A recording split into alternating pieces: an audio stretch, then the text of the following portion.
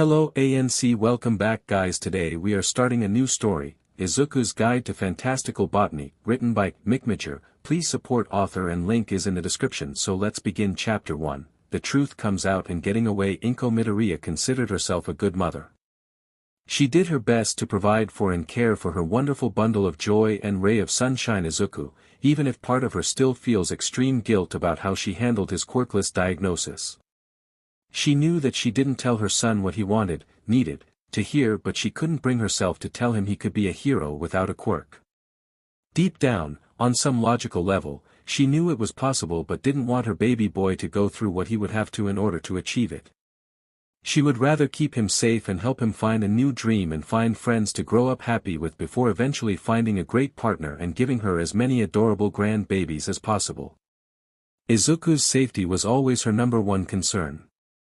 Which is why she was currently livid and standing outside her best friend's home trying to calm down before she started doing anything beyond talking.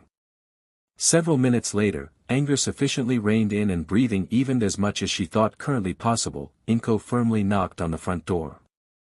She couldn't hold back the exasperated sign and the small upward twitch of her lips as she heard her best friend yelling at someone to get the door. Her small smile was instantly wiped away when she heard a child screaming back to his mother that he would get the door. Inko forced herself to crush the spike of anger that had ambushed her at the child's voice just in time before the door was yanked open and a small child with spiky blonde hair looked at her with a smile and greeted her with his usual, "Hey Auntie Inko." Fighting every urge to shout at the boy in front of her to never call her that again, she managed to respond with a measured, "Hello Katsuki, are your parents both home?" The old man and the hag are sitting on the couch, working on some new shirt design or something.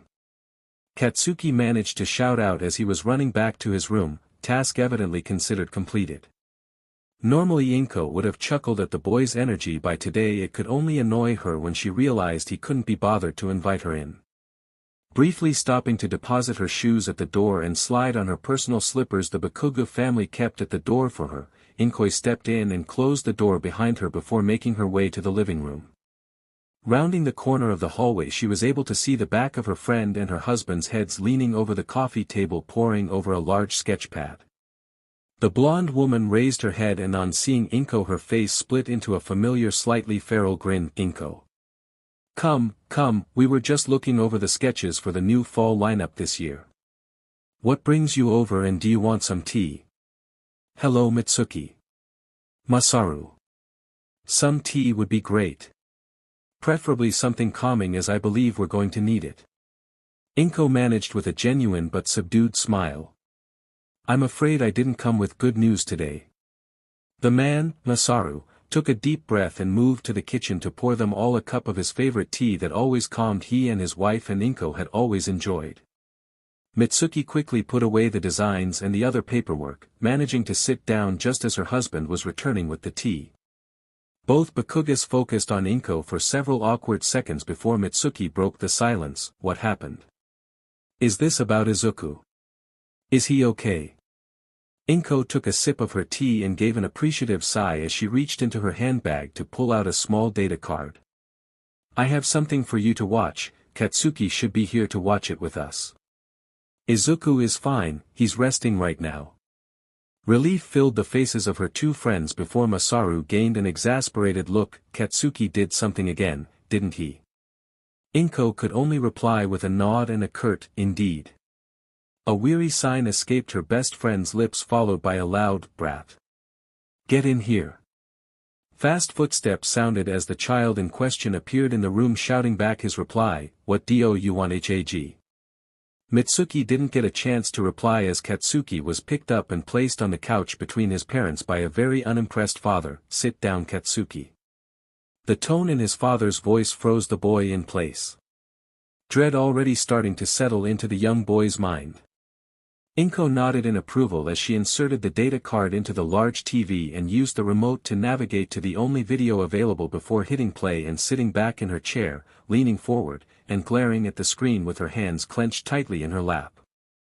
The three Bakugas began watching with rapt attention, but very quickly all three grew incredibly different facial expressions as soon as the camera focused on the playground showing 4 children, one running from the other 3.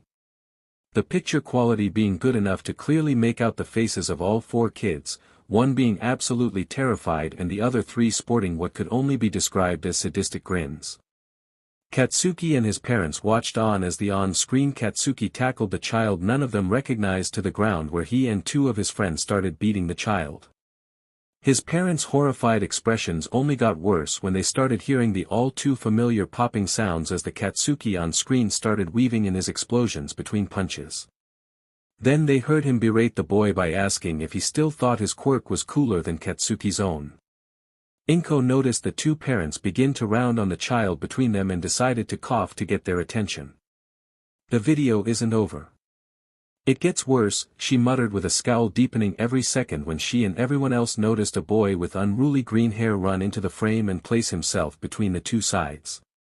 No. Mitsuki pleaded. Yes. Inko grumbled as the three adults watched Izuku throw his arms out to shield the fourth child from view. Kaachan, stop. You've already won, you're making him cry. Why are you being so mean? Shut up, stupid Deku. I'm showing this extra his place. He was looking down on me, saying his quirk was better than mine. Now get out of my way so I can make sure he learns his lesson. And no, Kaachan. If you don't stop I'll have to stop you myself. So the worthless Deku wants to play hero, huh? I guess. We'll have to remind you of your place too. Stupid. Worthless. Quirkless. Defenseless. DKU. The three adults then watched in a combination of horror, disgust, concern, and anger as the Katsuki on screen and his two lackeys brutally beat Izuku for the next 10 minutes, screaming obscenities and insults at him the entire time. After what seemed like forever to the adults, the on-screen Katsuki got up and told his followers they were done showing this piece of SHT loser his place and they walked off screen. The video continued playing, being fast-forwarded now by roughly 2 hours before Izuku began moving again, trying in vain for several minutes to get up, looking around confused before a sad look passed over his face and he stumbled off screen in the direction everyone present recognized as his home. I'm leaving this copy with you. I've decided to move Izuku far away from here to try to find him a safe place to learn and grow. I just wanted to make sure you saw what Katsuki did and to tell you that he is not allowed anywhere near Izuku in the future if he can't learn to be a better person. If I catch him interacting with Izuku again before he makes significant changes, I will be speaking to the police and getting a formal restraining order. I still want to continue speaking with you too as we always have, but it will be over the phone, and until I feel my son is safe I won't be telling you where we live. Thank you for the tea. Goodbye. Inko stood and left the room, putting her shoes back on and leaving the Bakugo residence without looking back. 3 days later, Izuku's POV. When Izuku could feel himself starting to wake up, it was to a strange beeping sound on his left.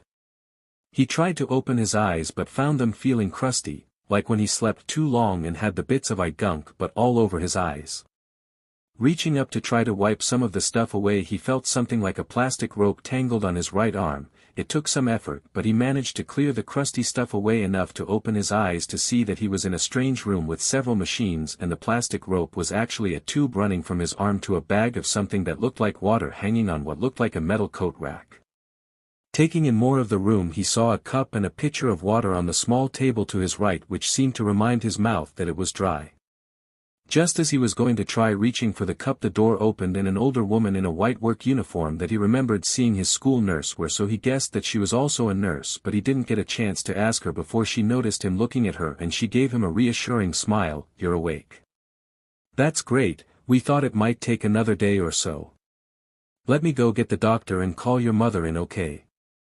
I'll just help you get some water first. At the mention of his mother, Izuku perked up, taking the cup from the lady and watching her leave the room again. He barely had time to raise the cup to his lips before his mom burst into the room and ran towards him. Izuku briefly worried that she would knock the cup out of his hands when she would wrap him up in one of her hugs that always made him think that she must have a minor strength quirk when his mom surprised him by stopping mid-lunge. The look of confusion and surprise in her eyes was all it took to let Izuku know that she didn't stop herself. Izuku heard a loud sigh and turned his head to see the same nurse from before, but the sleeves of her uniform were wrapped around his mother's waist, stopping her from crushing him in the expected hug. Miss Midoriya. I can't let you hurt our patient any more than he already is, nor can I let you rip his floor out with what was clearly an overzealous hug. He heard his mother let out a short squeak before the nurse continued, voice laden with affectionate teasing, now, I'm going to let you go, but you cannot jump on him again, and no hugs while I go get the doctor. Izuku watched his mother make the same face he makes when he gets caught doing something bad and lets out a small giggle, noticing again how dry his mouth and throat are. He takes a sip of water while the nurse leaves the room again to find the doctor. He sees his mother reaching forward and running her hand through his hair in what he knows is her way of comforting them both, so he leans into the touch while they wait. The door opens and a man walked in wearing something like he remembered the Quirk doctor wearing from 2 years ago, so he thinks this is probably the doctor the nice lady talked about. Hello Miss Midoriya, little Izuku, I am Dr. Tsuchikawa. I was the leading physician in charge of Izuku's treatment during his stay here in Muzutafu Pediatric Care, and I'm here to check on the little guy now that he's awake to make sure that everything is okay. The doctor spent the next 15 minutes looking over Izuku and the machines in the room and giving his mom a calming look. Little Izuku is going to be fine. He's going to be bruised for a few days, possibly up to a week and a half, and he's going to have burn marks on him for a while, but he'll make a full recovery very soon. Izuku could see his mom's shoulders relax at the news, and she thanked the doctor as he left the room. She turned to him and gave him a look that he'd only seen a few times in the past when he'd done something he wasn't supposed to, and she wanted answers. Izuku, there are several questions I want to ask you, but I need to bring in a guest before I do. I'll be right back, sit tight and don't try to get up. He watched his mom walk quickly out of the room and return shortly, followed by a tall man with a plain face, short black hair, and kind eyes, wearing a long brown trench coat. Hello Izuku, I am Detective Naomasa Tsukachi. I'm here to have you answer a couple of questions for us about how you ended up here. Don't worry, you aren't in trouble. I've already seen the footage of what happened in the playground, I just need to clarify a few things with you. Izuku began to tremble when he heard the word detective, but when the man finished talking he had calmed down a lot. Oh okay, I'll try to answer. The detective gave him a nod. Excellent. Now I need to know what started that fight with the other 4 children. Izuku rapidly rocked his head back and forth and took a deep breath. Kaachan heard Kumataru-kun say that he had the coolest quirk in the class now, and he didn't like that, so when school let out he chased Kumataru-kun to the playground and started hitting him. The detective nodded again. Why do you think the little Bakugo boy reacted that way? He is always reminding people that he has the coolest quirk in school. The teachers have always said so, and they're right. His quirk is super cool and would be really useful as a hero. The teachers said so. Yes. The teachers have always told Kaachan that he's definitely going to become a top hero with his super cool flashy quirk. That's what everyone is always telling Kaachan. Why does he call you Deku? Izuku froze at this question for several seconds, and his head jerkily swung towards his mom, who looked him in the eye and told him to be honest with the detective. He calls me that because it means, someone who can't do anything, to remind me that I'm useless and can't do anything right. He could see his mom shaking in the chair next to his bed and watched her hands curl into tight ball. Do your teachers know what he calls you and why? Everyone calls me Deku. Even the TT teachers. Now he could see the detective's eyes squint, and what he could tell was anger played across his face before he could get his expression back to what it was, but failing to stop the vein visibly throbbing on his left temple.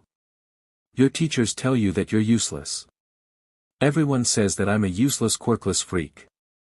Do the other kids bully you too, or is it just Bakugo? Kaachan doesn't bully me, he's my friend. He practically screamed his last answer and was breathing heavily now, tears welling at the corner of his eyes. Just as he could tell he was going to start panicking, his mom patted his hand to get his attention. Izuku sweetie, Katsuki is not your friend. Friends don't treat each other the way he treats you. Friends don't hurt each other and not check on you to make sure you're okay. Katsuki is a bully and his parents know about it now. Izuku wanted to defend Kaachan again, he really did, but the look in his mom's eyes was telling him that she wouldn't listen to him try to speak up for his old friend again, so he looked back at the detective, intent on getting the rest of the questions over with. The other kids all treat me badly. They all say mean things and hit me and use me to practice their quirks. They take my stuff and hide it or break it. They take my lunch and eat it in front of me or throw it in the trash while I watch. This time the detective didn't bother hiding his displeasure, rage and disgust plain on his face. Do your teachers ever stop this from happening? No. They ignore it or say that it's good to get practice in early for your quirk so that you can use it better when you're older. Both adults stood up with what Izuku could only see as horror on their faces, like when he watched that scary movie with Kaachan that one time and had nightmares for weeks after it. His mother began to cry and ask him why he never told her, and he started crying too while trying to say that he didn't want to worry her. Detective Tsukachi paced the room a few times waiting for the crying to stop, and when it finally started to die down he handed Izuku a notebook and a pen and asked him to write down in as much detail as possible what has been done to him and by who, paying special attention to what the teachers around him have said and done. Then he apologized and walked out of the room with his mom to ask her a few more questions. Izuku had too many thoughts and emotions going through his head right now. He didn't want to get anyone in trouble, he didn't want to cause any trouble, and he really didn't want to make his mom worry, but he was also tired of the bullying and wanted to hope that maybe things could finally be better. Eyes set in a determined glare normally only reserved for when he is looking for new All Might merchandise, Izuku began to write and write and write, providing every detail he could remember of all of the bullying he had received for the last 2 years after his quirkless diagnosis was revealed to the class by his mean teachers. I hope this changes something. Chapter 2, Space Matches and Quirky Revelations. Inko followed the detective out of the room, doing everything in her power to hold back the waterfall of tears threatening to pour out onto the floor in an attempt to hide her distress at the situation from her, now admitted, chronically tormented son. Fists clenching hard enough to leave her knuckles white, she struggled to sort through the acts committed by the children and adults against her little boy. Special attention being paid to memorizing the names of the Targ former teachers who not only allowed the bullying to happen but actually participated in the acts. She knew they would pay for this, just wasn't sure to what extent yet. So many ideas flew through her mind that she unknowingly began muttering, not quite to the speed her son was capable of but still not comprehensible to anyone without a quirk that could play back sounds at reduced speed. Mrs. Midoriya. Inko's head snapped to the detective and replied on reflex. Just Miss Midoriya or Inko, please. Is there anything you need from me, detective? My apologies, but yes, once we get the notes from your son we will need to discuss legal options unless you do not want to press charges. Inko could practically taste the tone of judgment in the last bit of what the detective said and smirked. Detective.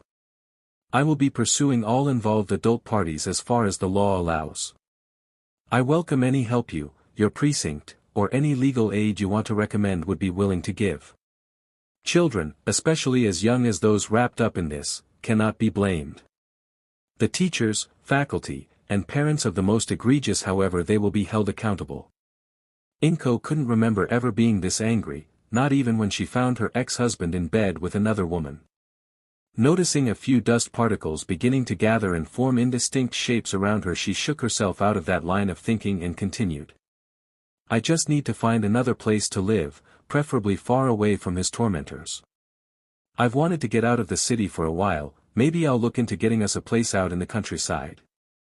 Tsukachi reached up and grabbed his chin in thought for a moment before snapping his fingers, startling Inko out of her muttering trance.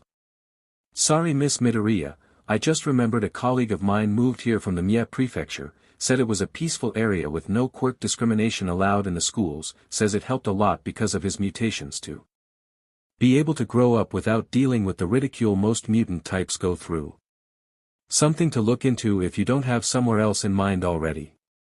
The young detective smiled at the look of gratitude Inko was giving him as the door opened and Izuku stood in the doorway holding the notebook in his arm while dragging the four-stand along. Resigning herself to having to explain to her son why he didn't need to bring the notebook to them and risk hurting himself, the little ray of sunshine told her he didn't want them to have to come and get it themselves. Inko took the notebook from him and handed it to the detective so she could help Izuku back into bed.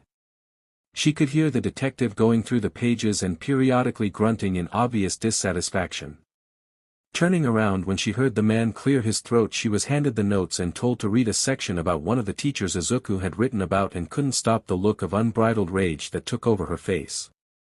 She handed the book back to the detective, confirmed he didn't need them for anything else and saw him to the door, thanking him for his time and giving him her number for any follow-ups before turning back to Izuku and tucking him in. Her poor boy must have been exhausted because he fell asleep in a couple of minutes, while she began researching the Mie Prefecture.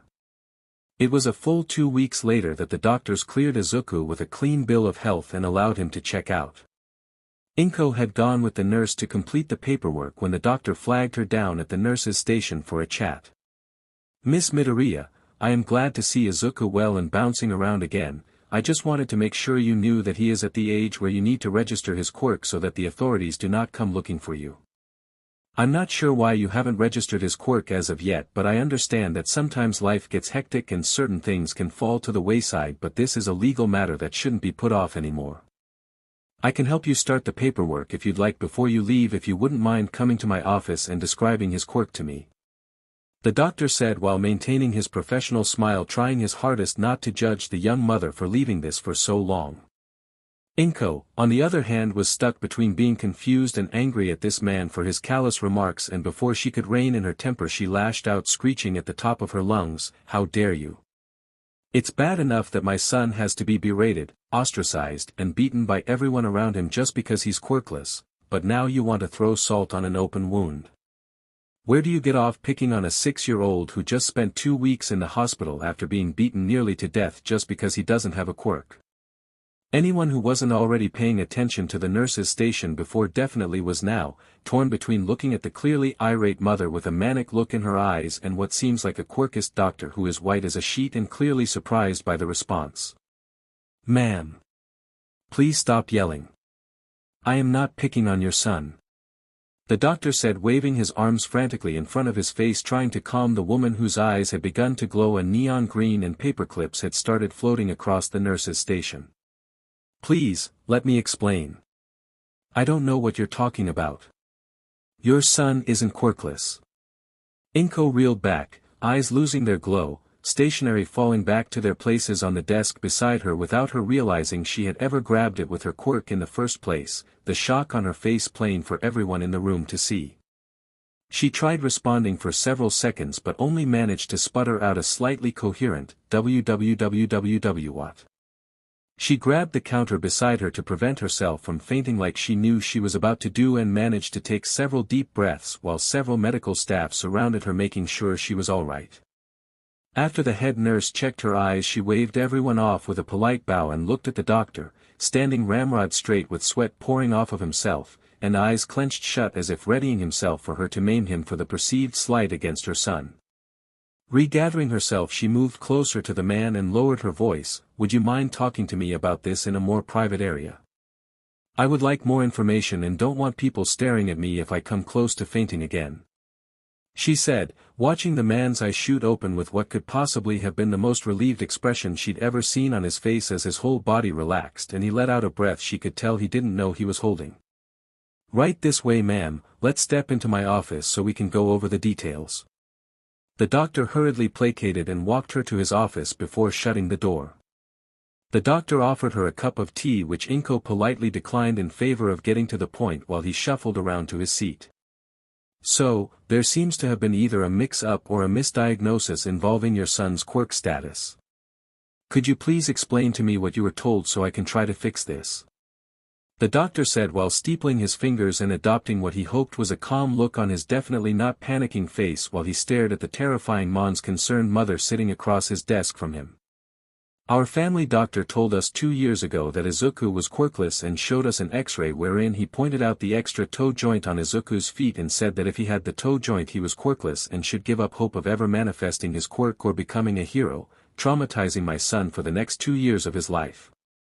Since then we have heard nothing else from the doctor's office other than a notice that he had moved away from the city a few months ago and was no longer practicing medicine." Inko relayed with what the doctor could tell was an explanation she'd had to give more than once before. She sighed and continued, "Izuku has suffered so much since then. His friends in preschool, his teachers who were watching over the kids, now into primary school he's getting the same treatment but worse. Everyone around him save for myself has turned on him and treated him horribly. I just recently found out that the child Izuku considered his best friend, closer than a brother to him, has been physically beating him, mentally tearing him apart, and using him as quirk. Target practice the entire time. Now you tell me that he has a quirk, I don't know what to think about this. She began taking several calming breaths, eyes closed, almost entirely forgetting the other occupant of the room until he spoke up. Miss Midoriya, I am sorry that this has happened to your son, but I need to clear up a few things. First, your son does have a quirk, his BLD tests came back positive for the quirk gene. Second, there have been several scientific studies done in the last 40 years that have debunked the claim that an extra toe joint makes you quirkless. Third, the indicators that we're seeing from his BLD test indicate that not only does your son have a quirk, it's a fairly powerful one at that, and it has something to do with nature. The diagnostician that works here with an analytical quirk is off on a month-long honeymoon, the man grumbled under his breath here, and Inko managed to make out the words, lucky bstrd, causing her to give a small giggle, so we haven't been able to figure out anything other than that. I would suggest that you either see a specialist or take the little one out to do various activities in nature or spend some time out away from the city, or even just try gardening, anything you can think of that might cause him to begin manifesting some abilities so that we can get his quirk registered as required by law. For now I've left it as an undetermined quirk, with a nature subtype, and it fits both the mutation and emitter classifications. The doctor seemed genuinely pleased at the look of elation on Inko's face as he kept talking and explaining away her worries, especially at the mention of spending time away from the city. Doctor, thank you. Thank you. Thank you. You don't know how happy this makes me and will make Izuku. I can't wait to tell him he has a quirk, and it works so well that it's nature-based. We're moving out to the countryside and will be surrounded by nature, and I already plan to have a small garden for the two of us to work on together. Inko was now beside herself with joy, already moving to leave the seat and run to her son to surprise him with the news when the doctor stopped her with a clearing of his throat and a wave of his hand. She sat back down with a confused look on her face at that and waited for him to explain himself. Ma'am, might I suggest you not spoil the secret so quickly? It might make your son happier to discover he has a quirk on his own. He flashed a warm smile her way and adopted a conspiratorial grin as he leaned towards Inko. After all, he's told me so much about how he likes to analyze quirks, how do you think he'll react to having the ability to analyze his own? Inko returned his grin with one that she'd find more often than not on her best friend Mitsuki's face and agreed with the man before making her way back out to finish the discharge paperwork and collecting Izuku and his bag. She began walking him out to the cab she had called a few minutes ago and helped Izuku get in and buckled up and watched his face form a look of growing confusion and curiosity before he finally turned to her and asked, were we not going home right away, adding the little head tilt at the end that she and her group of mom friends had decided was illegally cute. We are going home, sweetheart, we don't live at that apartment anymore, I found us a new place to stay and I can't wait to show you around. Inko poked his chubby little cheeks at this, causing him to let out a giggle that was music to her ears. The two sat and talked about anything Izuku wanted to talk about, but Inko refused to answer any questions about their new home or when he was going back to school. Eventually the taxi pulled over at the train station and the family of two got out, grabbed their things, and Inko led her curious son over to the ticket booth and then onto the train that they only had to wait a few minutes for. Inko sat Izuku down beside her and gave him one of his notebooks to keep him occupied while she settled into her seat to pore over more information on her phone that Detective Tsukachi had been updating her with over the course of the investigation. The two sat in relative silence, broken only by Izuku asking random people nearby about their quirks and scribbling in his notebook about any super cool quirks. Spoiler, it was all of them, until Izuku fell asleep curled up in Inko's lap. The 4-hour train ride eventually came to an end when Inko heard the automated voice calling out the name of her stop, and she picked Izuku up and did her best to carry him off the train without waking him up. She managed to call for a taxi and get Izuku buckled into his seat and halfway to their new home when he woke up and rubbed the sleep out of his eyes. His head began swiveling as he took in his surroundings outside of the car, seeing so much open space that he wasn't accustomed to, and just as he was about to ask her what she could tell would be many questions, she watched him grind to a halt. Sensing something was wrong, she curled her fingers around his shoulder and brought him closer to her. "What's wrong, baby?" she asked, hoping to prompt him into talking. It's nothing, Mom. I was just wondering if it was my fault that we had to move." Izuku said while doing the best his 6-year-old body could do not to cry in the taxi. Even as young as he was, he knew how much he cried and didn't want to ruin the nice man's car. Inko had to exercise a lot of self-control to not bring both hands to her mouth and do exactly what Izuku was trying his best not to do. After a few moments to collect herself again, she responded to him in as calm and gentle a voice as she could muster. "Izuku, sweetheart, it's not your fault that we moved. You were having to deal with something that no one your age should deal with, actually no one of any age should have to deal with it. You are so strong, but I wish you had told me what was happening before. I could have gotten you out of that situation much sooner. You don't need to take all of the burden alone. You're my baby boy and you are only 6. You are smart, so smart, but you don't know how things are supposed to be fixed yet. It's not your fault, and if I remember what you wrote in that notebook correctly, you have always done everything you could to do the right thing, even when it got you in trouble with everyone around you. I am proud of everything you have done, and I want you to keep doing everything you have been doing so far, but please don't hide things from me anymore. I promise you that I won't think you or your problems are a bother. You're all I have, and I won't let you suffer alone like that ever again." She punctuated the statement with the warmest hug she could give him while sitting next to each other. Luckily for the driver, they had reached their destination, and he, thankfully, wouldn't have to deal with the water damage that was about to be inflicted on his car. He got out of the car and helped the young mother and her son out and got their luggage from the trunk, giving Inko a good-natured nod and smile before leaving after she declined his help in bringing the bags and suitcases inside. She looked at Izuku, who was now whipping his head back and forth trying to take in everything about the house in front of him. All things considered, it was much larger than their apartment, the perks of the reduced housing costs in the countryside, and the large fenced-in front yard which wrapped around both sides of the house, transitioning from the wooden picket fencing out front to the chest-high, for Inko, white concrete walls that led to the backyard.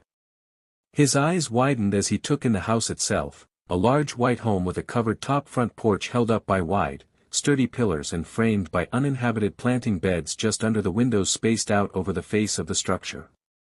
His eyes ran up, head tilting back as they continued sliding further and further up, seeing the second story and the high roof with the chimney poking up out of the left side and multiple windows that looked like they might open outwards and upwards to allow hot air to escape in the summer or be closed to let the sun warm the attic in the winter. So engrossed in what he was seeing as he didn't register the look of relief that flooded Inko's face as she watched him looking over the place, not sure what she'd do if he didn't like the house she picked out for them. She was so focused on his apparent acceptance of the new place that she didn't react instantly when he turned to her with stars in his eyes. "We get to live here now. This place is so big and we have a yard now. Can we go around back or wait? No, we should go inside.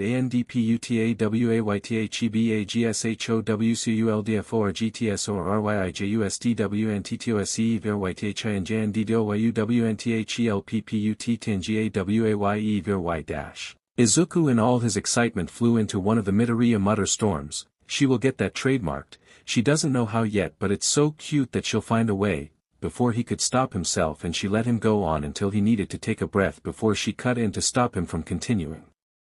"Yes, Izuku, we live here now, and there's a bigger yard out back that I can't wait to show you, but we really should get our stuff put inside and maybe get something to drink first before I give you the big tour." She gave him a smile that he matched, and suddenly everyone in the new town felt the need to shield their eyes, and even though they didn't know why, they knew that everything was too bright. The boy jumped up and down and grabbed a bag in each hand before running to the door, dropping them off carefully, and running back to help with more of the bags. Inko chuckled and laughed at his eagerness, knowing that he was already happier than she had seen him in months. "Maybe tomorrow you could help me plant a few things, some flowers for the planting beds here in the front under the windows, and maybe a small garden for us out back." She did want to add some more life and color to the place, as it was mostly just the blue shingled roof on a white house with a green front yard, not exactly something that screamed lived into her, and she could cross off one of the suggestions from the doctor if Izuku's quirk didn't respond to planting the garden as he had mentioned. She could only give another gushing smile when he turned his megawatt toothy grin on her again while nodding his head so fast she was almost worried he'd toss it off his shoulders. Good, let's get this put away then. The next day Inko made sure to get the map for the town they lived in now downloaded and saved to her phone and had the app open so that she could make use of the GPS function before she led them both out on a 20-minute walk to the closest store that looked like it might be a nursery. She was pleasantly surprised when it turned out that she was right and the young man behind the counter greeted them with a bright smile and asked if he could help them find anything. Inko took up her thinking pose, back straight, one arm holding the other up to cup her chin and tapping her middle finger while she considered what she wanted while thinking of how best to do this in a way that might show her what Izuku's quirk could be. Could you please show us the seeds for the seasonal vegetables and some assorted flowers, seedlings for a few bushes, and saplings for a couple of native fruit trees? I want to get a variety for a home garden, some color in our front yard, and have some fruit trees that we can pick from in several years. She listed off what she wanted and why without falling into a mutter storm of her own, a result of years of practice and many embarrassing secrets being shared accidentally. The two Midoriyas followed the young man through the store taking his recommendation for nearly every plant introduced to them and writing down the care instructions for everything that they eventually purchased and set up a time for DLVRY so they could go get their groceries. Walking to the nearest grocery store was another 10-minute trek through the small town with many people greeting them and asking if they were new to the area, something to get used to with everyone knowing everyone else when the population density was so low to be sure. They explored the grocery store and picked out all of the essentials for the next week including ingredients for Izuku's favorite Kaachan, though Inko didn't tell him that yet, keeping it as a surprise for him in case he fell into another depressive funk later. The walk back home was uneventful if heartwarming with all of the locals continuing to greet them and initiate small talk, including a woman with shoulder-length light brown hair that seemed to lift itself slightly holding hands with a girl around Izuku's age that looked remarkably similar to the woman, but with little pads on her fingers and small round blush marks on her cheeks. Inko and the woman, Uraraka Hoshi, hit it off very quickly over their shared love of their children and each tried to seem like they weren't watching their children as the little girl, Ochako, was her name, lovely name Inko thought, shuffled up to the shy Izuku and tried to strike up a conversation. Hi, I'm Uraraka Ochako. Nice to meet ya. I don't remember you from school, what class are you in? Ochako rattled off with the brightest smile Inko had seen on any child that wasn't Izuku. Speaking of Izuku, the poor boy could barely get out a few choked noises for several seconds before finally getting his mouth to start working. Hello. I am Midoriya Izuku. And nice to meet you too. My mom and I just moved here yesterday and I haven't been to the new school yet. Inko was proud of his stutter slowly going away the longer he talked to the girl, hopefully he could make a new friend that seemed very nice so far. Oh, so you're new here. Where do you live? Can I come play? The little girl's eyes lit up with stars while her mother chuckled and whispered conspiratorially to Inko, do you mind setting up a play date sometime? I think she might start a riot if I tell her no at this point. Inko joined her with a whispered, if she wants to play she can come over any time. Izuku won't be starting school for another week while we adjust to the new place so you and your daughter are welcome any time, though we will be planting today when we get home. She quickly checked her watch, do you have anything planned around 3? We should be done planting the bushes and flowers in the front yard by then and they can run and play in the backyard. I think Izuku would love to have a new friend so soon after moving and you can both stay for dinner if you like. Don't tell him but we're having Kaachan, it's his favorite. If we wouldn't be a bother, I don't see a problem with that at all. My husband will be working until late anyway tonight so it gives us something to do besides strolling around town or being cooped up in the house. Hoshi said with a gentle smile holding out her hand for Inko to shake. Grabbing the hand she was offered Inko returned the smile, you wouldn't be a bother at all, Izuku hasn't had a good history with his friends where we used to live so I want him to have someone he can trust as soon as possible. Who knows, if they remain friends we might be closer in the years to come, I know I need more people my age to interact with. My best friend is currently unable to be physically present in our lives, so I'd like some time to chat and maybe get to know you. I think we can work something out. We seem to be heading in the same direction. Shall we follow you home so that we know where to go when 3 o'clock rolls around? Hoshi says as she starts walking again, making sure to clasp her daughter's hand in hers while the children were still talking. Sure thing, we're not too terribly far away now, just a few more minutes down the road. Inko said as she took Izuku's hand in hers and started walking with, hopefully, the new family friends. Soon after the four of them arrived at the new household and the Urarakas bid farewell until the afternoon with both Midoriyas waving goodbye and Izuku shouting that he would see them later. Inko asked for Izuku's help with the groceries quickly before the plants arrived. The two made quick work of the groceries, Inko still hiding the fact that she picked up everything for Kaachan, when they heard a loud horn blaring in the road out front. The two of them hurried out to help unload the truck, and the driver was nice enough to help move the bushes and saplings to where they needed them since they were the heaviest of what was purchased. Inko made sure Izuku gave a sincere thank you to the nice man, and once he'd left they stared at the pots of bushes and bags of mulch and fertilizer, both ready to work hard and get the front yard planted as soon as possible so that they'd have more time with the new possible friends. Inko tried to be as subtle as possible in ensuring that Izuku had a hand in planting everything, from the large pots of camellia to the comparatively tiny dwarf barberry shrubs to the hopefully vibrant flower seeds that were planted based on color patterns that Inko thought might be tasteful. She wanted something to break up the monotony of greens and whites, not a tacky color explosion more fit for a glitter factory floor. Thank you very much.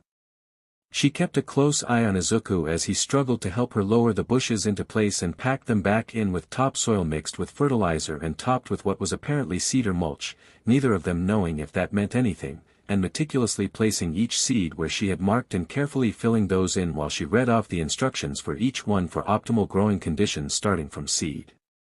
All in all, they worked and planned and occasionally had to move a bush around after realizing what flowers should be popping up where, but near 2:30 they finished and Inko sent him in to wash up quickly so that he wouldn't be covered in dirt when his new friend arrived. She herself stepping into the shower quickly as soon as he left the bathroom, deciding to take a proper bath later in the evening. She got redressed and started making snacks and tea when she heard knocking at the door. Before she could say anything, Izuku had zoomed to the door and opened it with as much energy as a 6-year-old could muster, which even after spending 4 hours planting a garden was still quite a lot, narrowly avoiding slamming the door into the wall behind it and squealing out greetings to the guests. Inko watched fondly as he told Mrs. Uraraka where to find her and grabbed little Ochako's hand to direct her to the backyard to play. Hoshi too caught up in the fluffy atmosphere to interrupt before moving to the dining room with Inko to watch the children through the large window by the table. He sure has a lot of energy left in him. Did you have the nursery plant everything, or is he just that hyper normally? Ochako has always been energetic, but this might be the first time another child is keeping up with her. Hoshi said while watching the two run around laughing joyfully, displaying an innocence that only children could.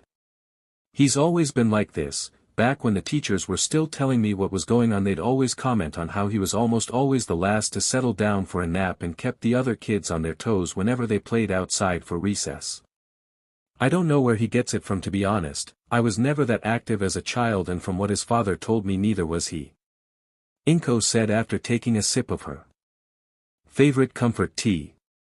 The mothers sat in comfortable silence for several minutes just watching the kids until they finished the first cups of tea each when Inko asked for Hoshi's opinion on the arrangement out front, both stepping back out the front door and trusting the kids to stick to the backyard and stay safe for a couple of minutes without them. They stepped through the cobble and slate path towards the front gate to take a better look while Inko held out the map they'd plotted with each different type of flower and shrub, and was so engrossed in fiddling with it that she didn't hear when Hoshi gasped beside her. She definitely felt the tap to her shoulder afterwards though.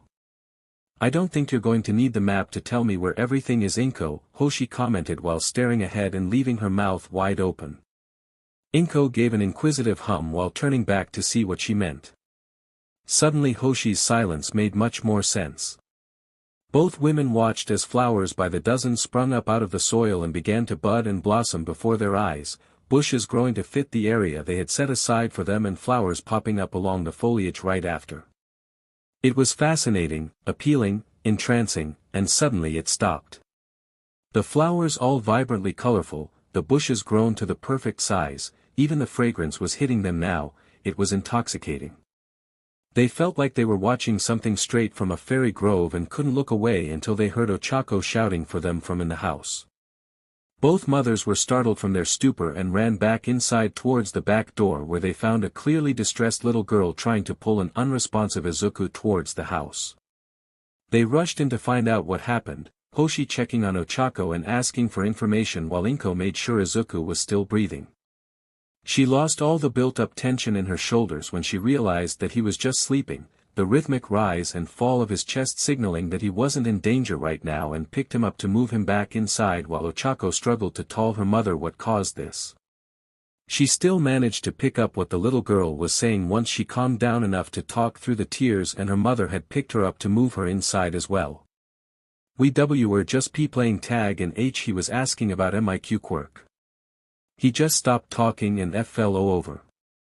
I don't know why. Is he okay mommy?" The poor girl was distraught, and Inko wasn't going to let her sit there and blame herself, not when she finally managed to calm down enough to remember that this was likely just a side effect of Izuku's quirk, his plant growth. Quirk. She'd have to do some research on that later, for now a crying little girl needed reassurance. "It's okay Ochako sweetie, I think he just got tired because his quirk finally manifested for the first time. You did nothing wrong and he should be fine in a little while."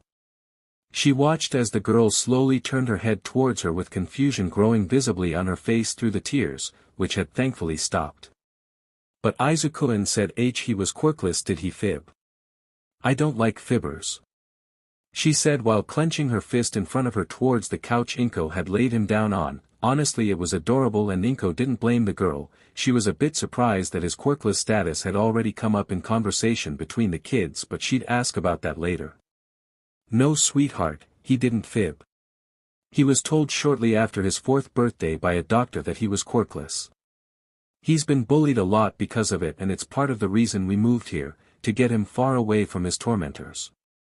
The thing is, he got hurt really badly just before we left, and when we were at the hospital another doctor asked for details on his quirk, a quirk we didn't know he had.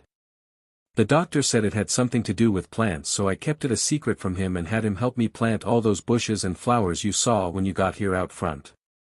I was going to keep trying different things with plants until I either figured out what his quirk was able to find a specialist with an analysis quirk to tell us directly, or exhausted every option and accept that the first doctor was right and Izuku really was quirkless." Inko explained while looking directly in the little girl's eyes and pointedly ignoring Hoshi's gasps and distressed looks while she listened in. "So he's not quirkless. Why didn't you tell him that? He seems to really like quirks, I think he'd want to know if he had one." Ochako yelled, seemingly trying to stick up for her new friend and endearing herself more to the Midoriya matriarch in the process. "I didn't want to get his hopes up again in case we couldn't figure it out. He's already had the bad news given to him once by a really mean doctor, I didn't want him to have to go through it again. But now we know. He grows plants, would you like to see what he did? We can show him later together when he wakes up." Inko made every attempt to stick an excited look on her face, didn't take much as she was quite excited, and explained her reasoning to the little girl in front of her while holding out her hand so she could lead her out to see what Izuku had done. "Oh. Okay then, yeah. Let's go see what Izuku made." Ochako yelled while dragging her mother and Inko to the front door with her, Hoshi reaching forward to grab her and hold her tightly to her side and motioning for Inko to cover Ochako's eyes so they could surprise her with the whole view instead of her getting a spoiler as she ran out the door. Chuckling at the gesture, she complied with the other mother and they moved outside while preventing the little one from seeing anything too soon. When they reached the fence gate and turned around, Inko removed her hand from Ochako's eyes when Hoshi gave the signal, and they both watched the wonder on the child's face as she was now taking in the colors and all the different types of flowers that popped up since she had gotten there. "Wow! So pretty!" Ochako squealed in glee, hopping down from her mother's arms and running over to get a closer look and freeing her mother to question Inko further. "So, you didn't know your son had a quirk?" Hoshi asked. "No, his previous pediatrician quirk specialist told us he was quirkless because he had the extra toe joint." I don't think he ran any other tests and it irked me, so I did some research. That method has been outdated for the last 50 years. To think he turned my little boy into the shy ball of anxiety that you met when he used to be so outgoing and always eager to meet and talk to new people. Inko said while doing breathing exercises to calm the rage that boiled up upon remembering Dr. Tsubasa. I have lodged a complaint against him and the hospital he worked at. He nearly ruined my son's life because he was too lazy to run a BLD test. She almost succeeded at keeping her tone steady and not popping a vein on her temple. That's horrible. I hope you get some sort of compensation for that, and at least now Izuku won't have to deal with the stigma any longer. I'm sure his outgoing nature will make a return in time now that he won't be dealing with people picking on him for his lack of a quirk. Not that I ever understood why that was such a big deal. My own quirk is kind of useless for almost anything, and my husband's is useful but not terribly so outside of our profession. Speaking of husbands, do you have one, and if you do, where is he? Hoshi displayed her innate supportive nature and did her best to lighten the mood a bit with what she thought were pretty safe questions. Inko sighed at the last question but decided to go in order. I'm being told we'll receive a small payout for the school supplies he's lost to bullying, another small payout for medical malpractice, a slightly larger payout for emotional duress, and was told that his previous doctor would have had his license revoked, but he is no longer practicing and has moved away. No one knew where to though, so I couldn't complain to him directly. As far as my ex-husband goes, I hope to never see him again after I caught him with his coworker. She fumed again at the reminder of her adulterer ex-husband but was able to put away the distressing memories quickly when she noticed Ochako running back to them, so she turned her full attention on the little girl. Mommy, do you know when Izuku is going to wake up? It doesn't feel fair that he hasn't gotten to see what he made yet. Ochako said in a raised voice while bouncing up and down and a small pout on her face. Apparently her raised voice was just loud enough to rouse a certain sleepy boy who staggered into view holding the door frame for support and looking at them with bleary eyes, clearly not quite awake yet. Ochako noticed him and shouted his name while she ran over to help him outside to see what he did. It might be that he was still not awake enough to process anything Ochako was saying to him just yet, but he allowed her to help him drag his feet over to the two adults until he got close enough for Inko to pick him up and turn him away from the plants quickly, wanting to surprise him when he finally became awake enough to realize what was going on around him. Izuku, sweetie, you in there yet? Inko couldn't hold back her chuckle at the clearly still mostly asleep boy in her arms struggling to get a grasp on the land of the living again. His quirk really did a number on him. We need to figure out how exactly it affected him later. Time to watch something that should have happened 2 years ago. Inko pumped herself up mentally and emotionally for this one. Are you following me here, sweetie? Nod once if you can hear me. A slow nod from her baby boy signaled that while tired he was, indeed, listening to her, and she took a deep breath. Izuku, do you remember Dr. Tsubasa? An instant frown followed almost immediately by a grimace answered that question. Do you remember how he told you that you were quirkless? Tears started flowing while his face morphed into a pained expression that she never wanted to see on her son's face again, and she was sure this was going to be a big step in that direction. Izuku. He lied. The tears didn't stop altogether, but they did slow down to a crawl while his expression turned from dejected sadness to inquisitive curiosity, still marred by a sense of depression and exhaustion. He told us that you didn't have a quirk based on an extra toe joint. Izuku nodded to show he remembered. That test was disproved 50 years ago. His eyes widened to nearly comical proportions at this, but he couldn't get actual words past his lips, just stuttered, muttering so far. I'm going to show you something, all right. I just wanted to make sure you were ready beforehand, sweetheart. Inko said, watching as he gave a nearly imperceptible nod while still making incomprehensible noises with mostly unfocused eyes. She sighed and thought to herself, this is probably the best I'm going to get for the next hour. Oh well, I've waited long enough for this, and I know he has too, before slowly turning around, making sure Izuku's gaze was pointed straight forward to see the freshly planted front yard that he himself helped put together over the last few hours. The effect was nearly instantaneous. His face froze up entirely. She was honestly a little worried because she noticed he had stopped breathing, so she bounced him once softly to reboot his system, so to speak. He took a deep breath, mouth left hanging open for several seconds before she reached up to close it for him, which he invalidated shortly after by letting it fall open again. She then watched in exasperation when he reached for his thigh and pinched himself, wincing painfully. He could have just given himself a light pinch, before his face reflected the realization his mind must be going through right then. He probably just proved to himself that he was awake, which means 5432 Aowawan, what? What? How? I don't know much about plants but they don't grow that fast alright. Izuku, of course, went through his checklist starting with blaming his own lack of knowledge, a smart thing to start with. It reminded Inko just how intelligent he was despite his age.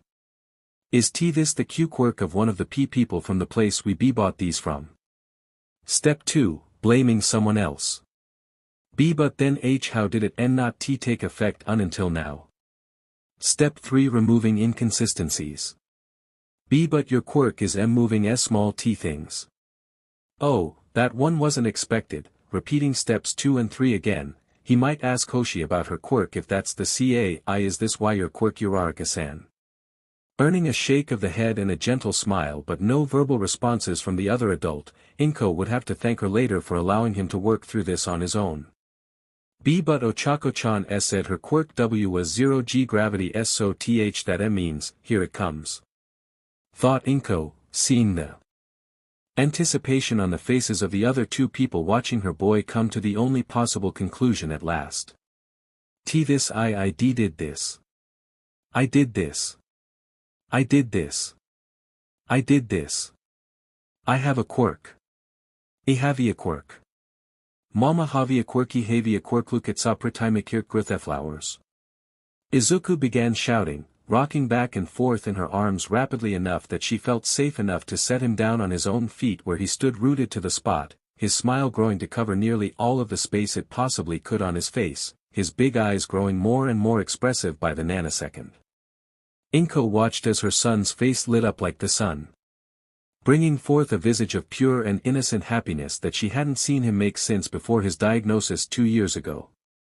Eventually she will be following up in any way she could about that untraceable doctor, but she threw that train of thought into the sun for now. She instead reached for her phone and began recording Izuku, unhappy that she didn't think to do so earlier before feeling a tap on her shoulder and moving her gaze to Hoshi, who was already holding her phone up, seemingly having been recording the entire time. How did she miss that? Hoshi herself leaning in to whisper that she would send her the video afterwards. Inko beamed at her new friend before turning to the sound of her son singing to his new friend about his new quirk while holding her hands in his, bringing a giggle up from the depths of her diaphragm on seeing the two children jumping in circles shouting about Izuku's new quirk. This is a good day, she thought, and couldn't wait to watch Izuku when he inevitably remembered that he could now spend time analyzing his own quirk. Speak of the devil, he just started shouting about wanting to know what all he could do, and Inko was elated. Gonna have to tell Mitsuki about this one. Chapter 3, Bright Revelations and Budding Relationships. After an eventful afternoon visit from the new friends of the family, the time spent mostly enjoying watching Izuku try to break down what his quirk might be capable of, and Inko having called to make an appointment at the local quirk specialist's clinic, Inko could tell how tired her son was after everything that happened. She got him to go clean up before bed and made sure he was tucked in before she left the room and grabbed her phone, making sure to save the video Hoshi sent to her. She really didn't know how she didn't notice her filming from the moment he showed up at the door frame, before shooting a copy of it over to Mitsuki with the promise of lots of punishment if she said anything about it to Katsuki. She watched as the indicator changed from sent to seen and set her phone aside for the few minutes that she knew her bombastic gal pal would spend watching the short video, waiting for the notification of a reply. She didn't wait long. Me, file, exciting news. MP6 sent Yappy Pom Pom Beach. Oh, Izu got his quirk. OMG, he looks so happy and that little girl is adorable. Me, I know, right? Look at her little cheek blushes. They're permanent. She's also got these little pad things that look a lot like toe beans on her fingertips. Makes things float when she touches them. She's also fiercely protective of Izuku, and they've only known each other for a couple of hours. Yappy Pom Pom Beach, it's great that he's got a friend already in a new place. Have you figured anything out about his quirk or his education? Mie, so far we know he can accelerate the growth of plants, don't know the conditions yet but we have an appointment for the local quirk specialist tomorrow. He'll be starting school in a week. Yappy Pom Pom Beach, that's a nifty quirk, at least you'll never have to worry about having a nice yard. Do you know if it works on fruit trees or vegetables yet? Would save you a lot of money on food costs. Mie, we're going to try it out in the morning. When his quirk activated today it knocked him out cold. He was out for nearly 20 minutes while we were trying to calm his new friend down. I think maybe his quirk tried to grow too many things at once and it looked like he might use his own stamina as a fuel source to speed up the growth or something similar. Anyway, we'll be planting part of the vegetable garden and some fruit trees we picked out today after breakfast so that if he gets knocked out again we'll have plenty of time for him to wake up and get cleaned up for the appointment at noon. Yappy Pom Pom Beach, awesome. Hey, if his quirk does work on fruits and veggies, mind sending some to me every once in a while. It'd be nice to get some produce from somewhere I know isn't spraying them down with pesticides. Mie, depends on how bad his drawback is. If he knocks himself out growing a few cucumbers then we're going to be waiting on trying to produce enough food using his quirk for ourselves, let alone anyone else. Might have to wait for him to build up his stamina a bit more. Never thought I'd ever consider Izuku lacking in stamina, that child doesn't stop running around ever. Yappy Pom Pom Beach, I noticed that too. He might not be the fastest but he just doesn't stop. Hey. That's something you can bring up to the doc in your visit. If his quirk uses his stamina like you think it does, maybe it also helps him build up his stamina to better utilize the growth aspect of the quirk. I remember one of our clients mentioned her daughter had a similar quirk that used her stamina to produce these spirals energy beams, and she said that as her daughter uses her quirk she increases her overall stamina at the same time. Mie, oh, I hope that's how it works. I was thinking I might have to put him into all sorts of sports to build stamina to have a hope of being able to use his quirk the way he wants. He spent all afternoon brainstorming ways to use his quirk for heroics. I know I wasn't entirely supportive of his dream beforehand, but if he can prove to me he can use his quirk to stay safe I'll be backing him up from now on. Yappy Pom Pom Beach, hey. Don't blame yourself too much, you were just a worried mother trying to keep your boy safe. It wouldn't have been so bad if the flaming pile of garbage was actually a decent person parent and helped support you two that day. Anyway. Keep me posted with updates on Izu's new quirk. I'm going to head off to watch a show with Masaru since it's quiet in the house now that the brat isn't screaming every 10 seconds.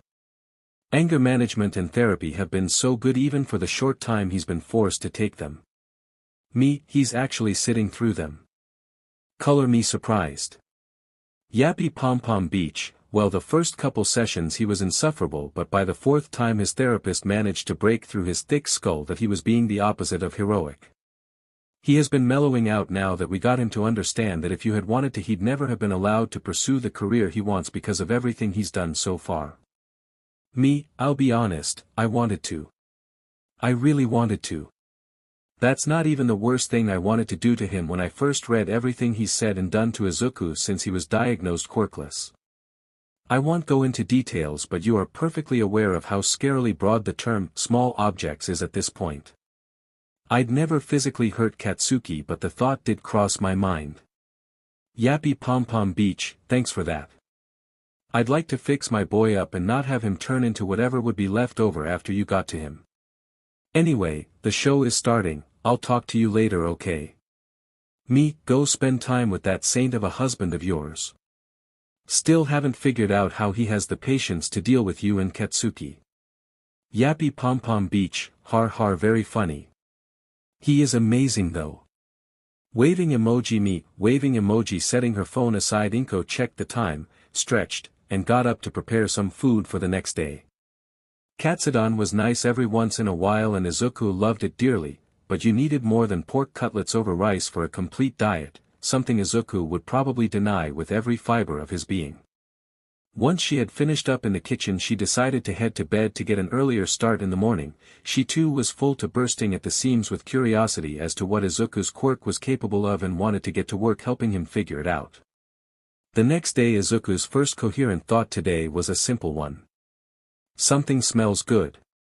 Moving more on instinct than anything else, the boy appeared in front of his mother as she was putting the finishing touches on breakfast. A lot of breakfast. Mom. Izuku said, looking at the sheer volume of food on the table. Why is there so much food? Were you expecting someone over for breakfast? Inko chuckled at that. No, sweetie. The food is mostly for you. Izuku balked at that. I know it looks like a lot, but your Auntie Mitsuki and I got to talking last night and we had an idea that your quirk might use your own stamina as fuel. So I decided to make you a big breakfast so that we can go out and test it out with the veggies and the fruit trees before we go over to the quirk specialist later today. Izuku didn't know if he could eat all of this, but if his mom said it would help his quirk, then he was going to give it his all. Okay, Mom. I'll eat as much as I can and then we'll go out and see what I can do. He then proceeded to eat far too fast and required the help of his mother to clear his windpipe several times. He wouldn't tell her how many times he felt like throwing up either, but he did manage to cram everything she gave him down his throat. Mie trying to jump out of his chair to run out the door wasn't the best idea after having eaten what felt like half his body weight in just a few minutes, but he was excited. He managed to hobble jog to the back door while his mom put their bowls in the sink and followed him out the door. Okay, Mom, where do I start? He was lightly bouncing on his feet now, full tummy and all. First, we're going to make sure our leafy greens are taken care of. I put the seed pouches at the end of each row for you and you just need to put the seeds in the holes I left last night. I'm going to plant a few as well so we can tell if your quirk works on things planted near you or if you need to be the one planting them. Inko explained as she walked around the freshly tilled and weeded plot she had readied before bed the night before, pointing out where Izuku would need to pay attention as she went. Okay. I've got this. Izuku shouted before grabbing the bag of what looked like lettuce seeds and began putting a seed in every little mound and covering them as he went, accompanied by the thought that he couldn't wait to taste the super healthy and tasty stuff that grew. This went on until Inko stopped him to plant 3 seeds herself at the very end of the row, and they repeated the process for each different type of seed, until the backyard was nearly entirely planted. They had been taking 10-minute breaks after every 3 rows, trying to find out how often his quirk activated, and had worked a full hour since starting that first row of lettuce when Izuku stumbled. Izuku, honey. What's wrong? Did you trip on something? Inko called out to him when she saw him face plant in the dirt. Honestly, if she wasn't so worried about him, she could have admitted to herself that it was very funny. He had been walking to the next section, one leg lifted to take his next step but never coming down to catch himself as he continued forward. Underneath all the concern, she had the funny thought come to mind: Izuku. EXE has crashed, and it took more effort than she was willing to admit to not immediately break down into giggles after she helped him back to his feet, pleased that he didn't pass out this time. I think I'm fine. I got super tired there for a second and it felt like I just stopped. I feel a lot better now though. Maybe you were right about Thestamina being ga fuel sourcian. Izuku had started trying to reassure her before launching into an impromptu mutter storm about what he thought happened. Inko was perfectly content with letting him keep mumbling since he was standing still while doing so, and she wasn't worried about another fall. So maybe me still digesting breakfast and the foot is giving memory energy over time. Those are great theories, sweetheart, but are you sure you're okay to continue? We can stop here and go rest before the appointment, there's no rush. We have the whole week to ourselves before you need to start at the new school. Inko said, obviously trying to prevent her boy from overworking. No. I feel fine now, Mom. I want to keep going until we finish what you had planned for testing today before anything else. Izuku rushed to make her understand that he didn't want to stop. He barely felt tired anymore in fact, and he definitely wasn't trying to change the subject away from the new school, definitely not. He ran to the next row and started planting the next type of vegetables, leeks, and got almost to the end of the row before he almost fell again. He managed to catch himself this time though, and he was able to play it off as him just tripping over his own feet in his enthusiasm. The vegetable garden done, they moved to the fruit trees and checked the map again for where they should go, Inko having purchased a lot of land to go with the house since it was quite cheap and she was already starting to receive payments from the multiple lawsuits she was allowing the least offensive people to settle out of court with her. Those along with the medical malpractice insurance payments she was getting had allowed her to buy out the land around the hill behind the house. It would be useful for tiered fruit tree planting, possibly even some rice if she can convince a few locals to help her prepare the paddy fields. It didn't take long before they'd finished planting the saplings and were back to the chairs set up outside the back door relaxing for a few minutes and admiring their handiwork. It was a quiet hour or so of relaxing chatter, with Izuku feeling that same moment of weakness several times every few minutes, this time telling his mother about it so that she didn't worry when he suddenly stopped talking back to her a few times. They were getting ready to go back inside to have a bath and get ready to go since he hadn't felt that feeling again for the last 10 minutes or so when it happened. Izuku nearly passed out, the feeling so much stronger now than it had been while they were working but not as bad as yesterday, so he managed to stay awake and boy was he glad he got to see this. It was like watching a video of all of the plants growing over the course of weeks in just a few seconds. Sprouts shot up out of the ground, vines crawling up trellises with flowers appearing sporadically across the plants that grew their vegetables from the flower buds, large heads of lettuce, vibrant radish and carrot greens fanning out to take up as much space as was available, the pumpkins starting to grow until they were half as big as he was. Glancing out to the hills saw trees rocketing up in growth, standing taller than the ones he had seen on the pictures when they were selecting which ones they wanted to plant. Everything they just planted had grown to maturity in just 10 seconds, everything except what his mother had planted, that is, which seemed to have not grown at all. The two of them watched in fascination as this happened, unable to say anything or look away at all. Once the growth had stopped they spent the next few minutes staring out over the nearly baseball field-sized garden that looked like it came straight from a gardening book. Inko was the first to say anything though. Wow. That's a lot of vegetables. Inko then started giggling before she shook her head and whipped around to make sure Izuku was alright, fearing he may have been knocked out again like yesterday, but finding him staring out at the field with an awestruck look on his little face that made her want to pinch his cheeks and film the whole thing. She forgot to film this. Izuku seemed to snap out of his trance and tried to stand up from his lawn chair but was having a lot of trouble getting his legs to hold him up, simply too tired now to do much but unwilling to continue laying back in the admittedly comfy chair when he could be checking out the new plants he just grew with his quirk. He wondered if he'd ever stop feeling so happy about having a quirk of his own. Probably not, but now is definitely not the time to dwell on that happy thought. "Mom, can you help me up? I want to go see the plants up close," he asked. Caught between worrying about the obvious trouble he was having with the simple act of getting up out of the chair, exasperation that he wouldn't just sit still and recover a bit, and her own intense curiosity, Inko picked him up and moved the two of them down the rows, stopping to check each plant at the ends of their rows to inspect for problems and finding none as they kept going. Eventually ending up on the hill in front of a large apple tree, its limbs covered in vibrant green leaves and large shiny red apples, Inko picked one and rubbed it on a clean section of her shirt before taking a bite, much to his dismay as he wanted to try it first. His internal complaint stopped as he felt her freeze up mid-chew, then he watched her eyes as they began to sparkle and she continued at a much faster pace until swallowing her first bite. Amazing. It was all she could think to say, and yet it did absolutely no justice to what she had just eaten. She wasn't even paying attention to the apple anymore as she was trying to come up with a way to describe how good that apple was. In her brief PRD of lacking awareness, Izuku grabbed the apple from her hand and took his own bite. Izuku knew he was young. Knew he hadn't experienced all that much in his short life. Knew there were varieties of even his favorite types of food that he'd yet to try. He also knew now, beyond a shadow of a doubt, that nothing he had ever eaten could come close to how tasty this apple was. Inko, having noticed Izuku had taken the apple from her, reached up for another one and cleaned it off before joining her son in devouring the best piece of fruit she'd ever tried. They both finished their apples at the same time, each holding a core that they couldn't get any more delicious fruit flesh from when they looked into each other's eyes. Each of their heads creaking comically to look back up at the tree and all of the dozens of apples hanging from its branches.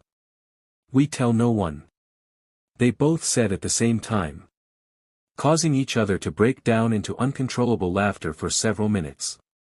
Inko managing to collect herself and checked her phone for the time, nodding in satisfaction before addressing her son, Izuku, "It's already almost 10. We need to get cleaned up, your appointment is in a little over 2 hours and we're sweaty and dirty. Let's go so we can rest for a bit before we need to leave." Izuku nodded, feeling a lot more energetic now that he'd rested a bit after everything had finished growing and having enjoyed that, in his opinion, magical apple. "Sure thing, Mom. I can't wait to try more of the fruits and vegetables when we get back. If the apple was that good, just think of how good everything else is going to be." The two made their way back inside, preparing for the appointment, and headed out with enough time to be 20 minutes early to the clinic, wanting to make a good impression and hoping to have enough time to fill out any paperwork they needed to do as new clients. They once again felt the welcoming atmosphere, with everyone greeting them and only a few asking why he wasn't in school, most realizing they were new in town and assuming correctly that he hadn't started school yet. It was a good half-hour walk to get there, neither feeling any fatigue from the trip and just content to enjoy the sights when they found the building in question. "Here it is, Mikumi Quirk Clinic. We made good time a whole 5 minutes earlier than I had planned for us to get here," Inko said when they got close enough to read the sign. They walked in, Izuku having held the door open for her like the gentleman he was, and strolled up to the reception desk, picking up the clipboard offered to them and finding a seat to fill everything out and wait for the doctor to call them in. The paperwork was just basic medical information and family quirk history, Inko absently filling in the blanks while Izuku examined the room. It didn't take too long to finish filling out the forms, and only a couple of minutes after that before they heard someone call their names. They followed the receptionist down the hall to a door with a placard on it indicating a Dr. Akatani Mikumi, where they were let in, the door closing behind them. "Ah, you must be the Midoriyas. Welcome. Welcome. I was very interested in your file when they got sent over from Yuzurafu General. It's not very often you get to correct a problem that has been left festering for 2 years. I can't wait to get this all figured out with you both."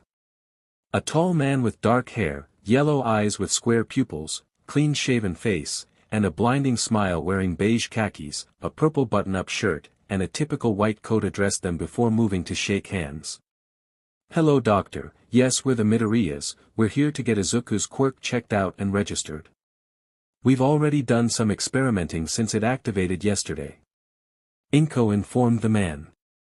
"Oh. It already came in. Great, this makes things so much clearer." Dr. Mikumi laughed boisterously and then continued, "You see, my quirk analysis is a fairly common one. It allows me to analyze the quirks of anyone I touch. The downside being it doesn't give much information at all for an inactive quirk, and even for an active quirk factor I only get basic information if I don't see it being used in front of me. Can you describe what you think Izuku's quirk does for me so I can get as clear a picture as possible?" "Yes, of course.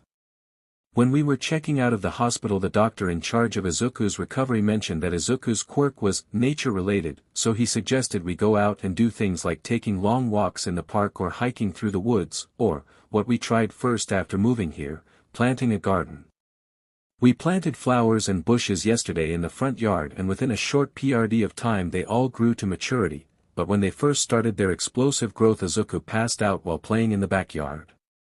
So, working on the assumption that his quirk uses his own stamina as a fuel source, I gave him a big breakfast today and we went to work planting the fruit trees and the vegetables in the backyard. We would plant 3 rows then take a 10-minute break. I was hoping to give him time to rest in the hopes of it lessening the effects of what I assumed to be a stamina drain. About an hour into the process he started getting tired briefly every few minutes but seemed to be just fine, and we didn't notice anything going on with what had already been planted yet, so we continued until we got everything we had planned for the day done, including the trees, still taking the 10-minute breaks and Izuku still feeling the draining effect every once in a while. When done we went to relax on some lawn chairs for a little over an hour when he almost passed out again, and we got to watch all of the things we'd planted grow in super speed. Nothing that I personally planted was affected by the quirk though. The apples were delicious by the way, like, best I've ever tasted.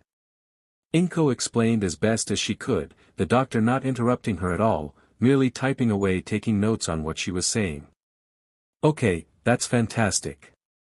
So, I know a few things already just based on that description before using my quirk.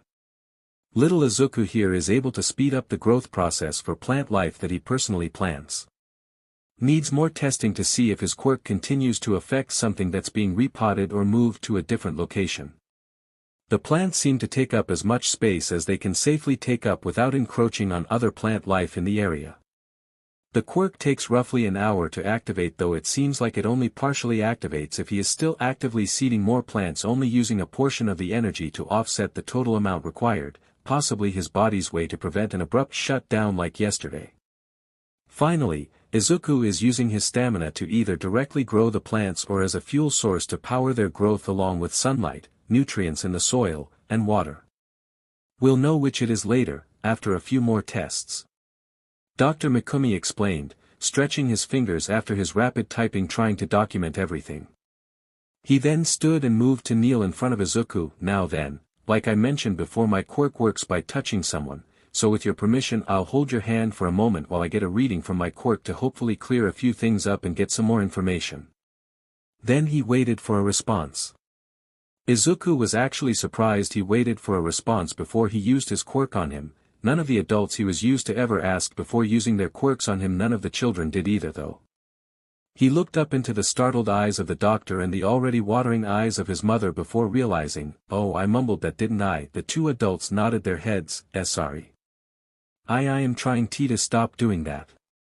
You can use your quirk though, I know you're not trying to hurt me. Okay, now the doctor was on board with whatever this child's mother needed from him to help this kid. No one should have to go through whatever he did, especially not at his age. Thoughts of homicide aside, he reached for Izuku's hand and activated his quirk. Then he got some information he wasn't expecting. Okay, good news and strange news. Which would you like first, Izuku? He asked with a perplexed but manic grin plastered on his face. Gee, good. I really want some good news. Came the reply after a moment to consider. Alrighty then. So, we got most of our guesses right. Your quirk is the ability to grow plants to meet your needs when you planted them. You are able to generate your own seeds too. Might eat up a bit of extra stamina, but you can.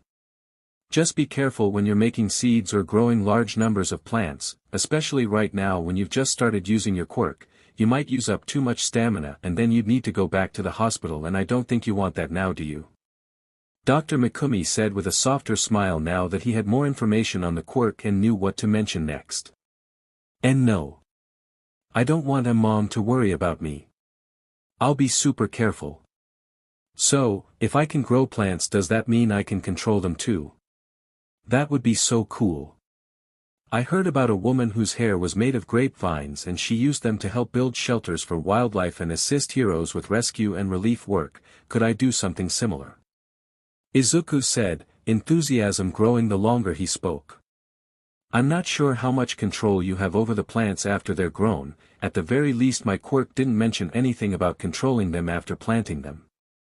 Izuku's excitement cooled slightly at that. I'm not saying it's not possible, just that my quirk said nothing about it. And it was back and climbing again.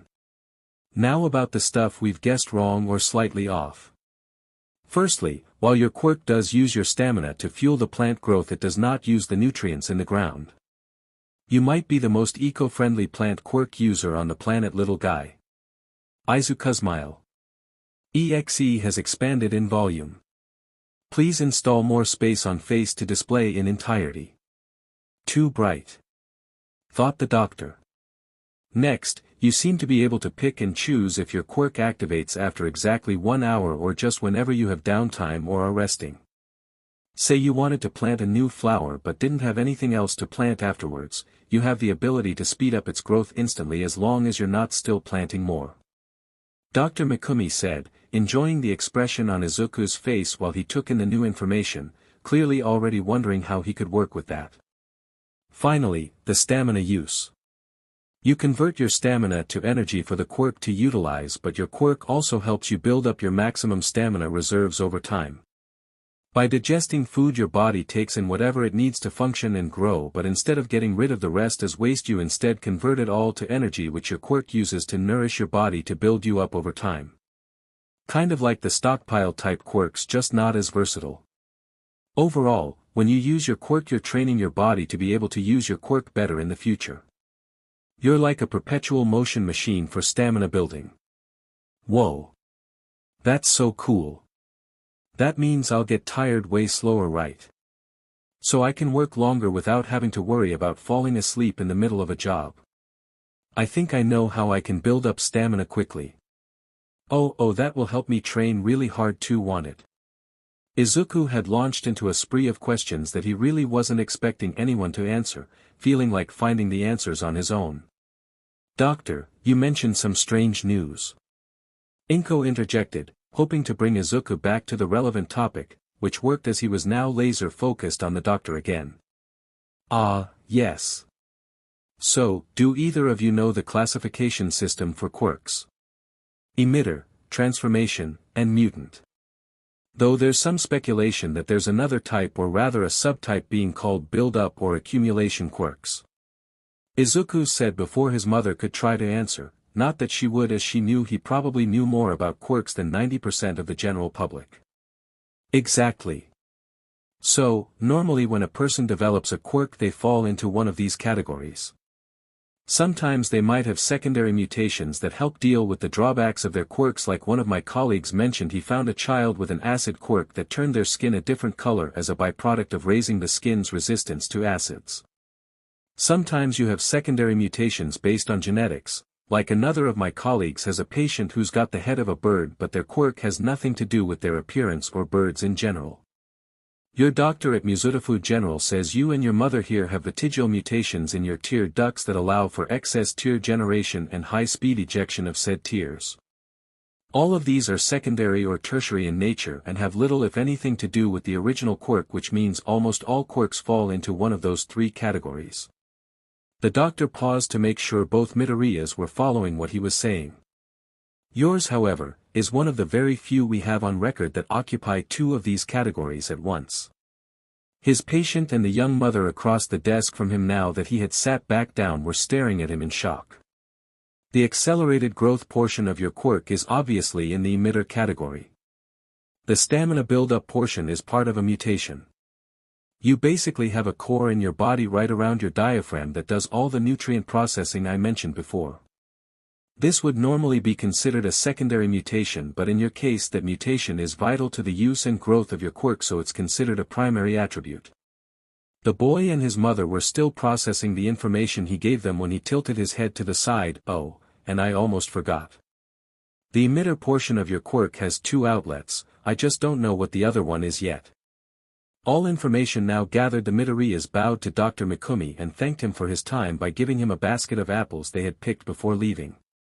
Izuku bouncing ahead of his mother while she was on the phone asking if Hoshi and her family wanted to try the new produce, and receiving a yes in response, they hurried home to prepare.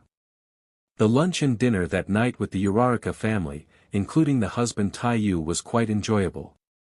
Everything that came from the garden was very well received, and the suggestion was made to try selling the produce.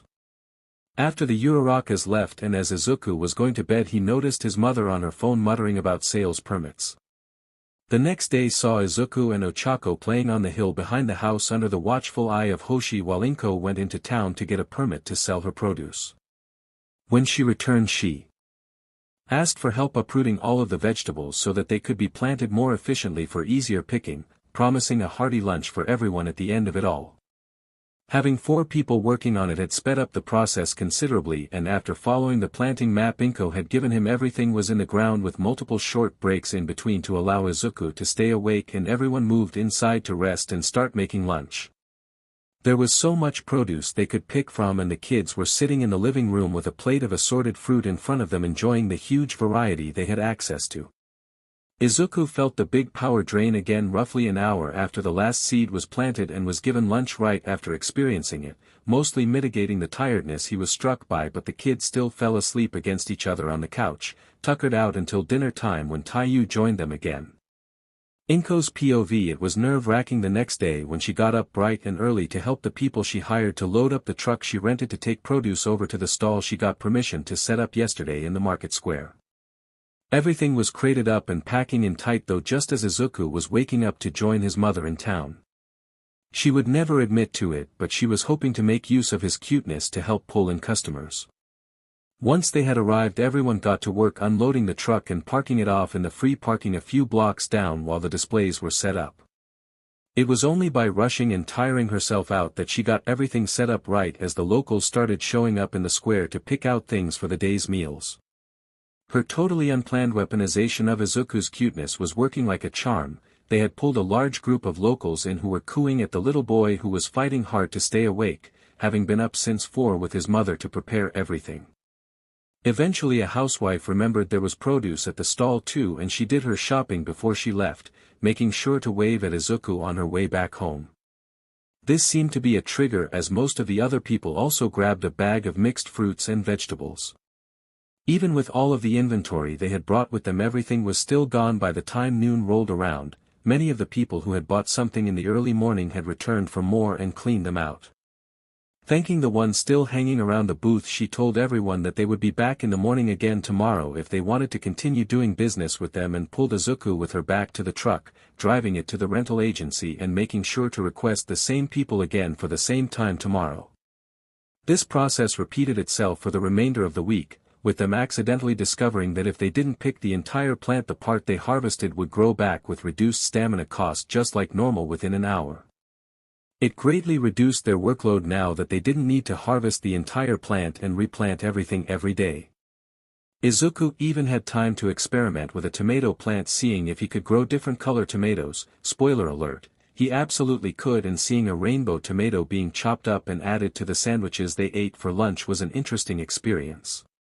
The locals had begun talking about their produce now and word had started to spread. Inko was pretty sure that a butler had shown up the day before she had to take a break to bring Izuku to his new school. She felt so lucky that Ochako was going to the same school and could help her look after Izuku and prevent him from being bullied again that she handed the girl a small bag of mochi when her own mother wasn't looking and held her finger up over her lips to shush the little girl who was gearing up for an appreciative screech. On her way back home she picked up some meat for dinner and was enjoying the peace and tranquility of the countryside when she noticed a very expensive-looking car parked out by her front gate.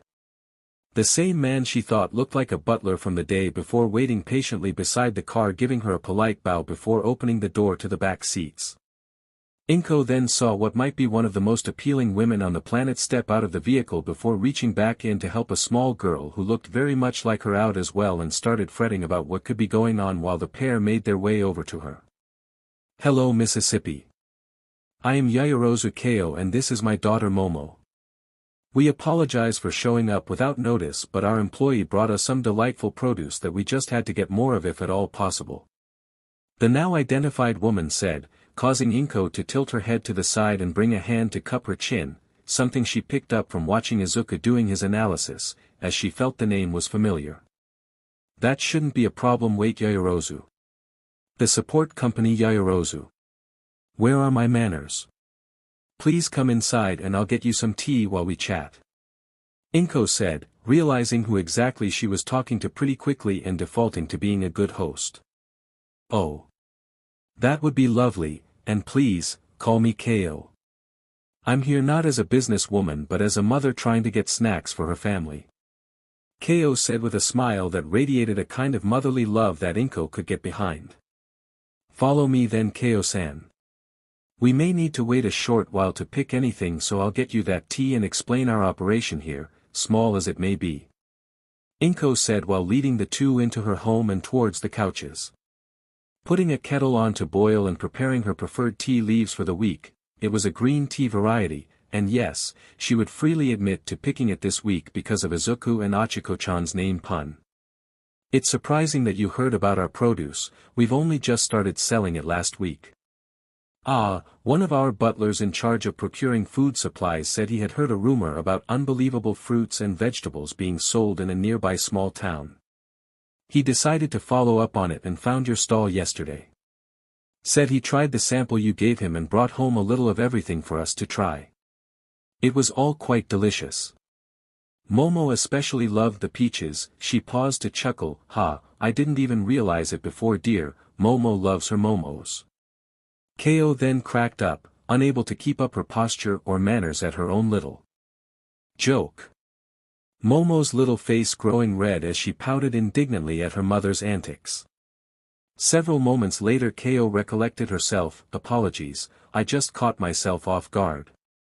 No trouble, it's nice to see that you have a funny side to go with the whole rich family persona you've got going on. Inko said as she moved the now steeping teacups onto a tray and brought them back to the living room. Here you go, it's nothing special but my son made a new friend recently and their names are a pun of green tea and I just had to have some. We might be able to grow our own tea leaves soon if it turns out that's something he can do. Inko began muttering to herself towards the end there, lost in the possibilities of her son's quirk while the two guests watched her, intrigued by her comments. You want to grow your own tea trees? It might take some time to see any turnover from them. They do take quite a while to establish and begin the process of harvesting, Ko said as she sipped her tea elegantly, Momo mirroring her on her right, but what's this about it being something your son can do? Is he a gardener? Oh, I was muttering wasn't I, Inko said bashfully as she rubbed the back of her head, another thing she'd picked up from Izuku. I guess that's not entirely inaccurate. Izuku's quirk lets him accelerate the growth of plants that he personally plants to suit his needs. He could set up a tea tree grove in a single afternoon and have them reach maturity the same day. I am just not sure how the leaves would turn out as we haven't done much testing with the whole, to suit his needs bit yet. He just manifested his quirk last week after all. The produce we've been selling was just from him testing his new quirk out. Congratulations are in order then. It's always a happy occasion when a child gets their quirk. So your son must have turned 4 recently. He's not much younger than my little Momo. Ko said with a fond look on her face, obviously remembering either her own quirk manifestation or her daughter's. No. Izuku is 6, he'll be 7 in July. He was misdiagnosed and thought he was quirkless until last week.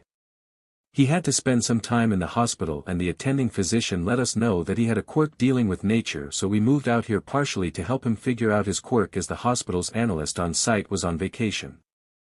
We planted a garden and the foliage out front the day after we moved here last week and figured out some things about his quirk on our own before seeing the local quirk specialist here in town yesterday. Inko explained. The Yaoyorozu women happy for her and her son at the good news. So you're saying he needs to be here to grow the vegetables and cause the fruit to mature? Ko asked, happy that she could get more of the incredible produce before the end of the day. No, we could harvest it now. Inko said, causing the other woman to gain a confused look. Izuku's plant growth acceleration is passive, it's always being applied to the things he plants.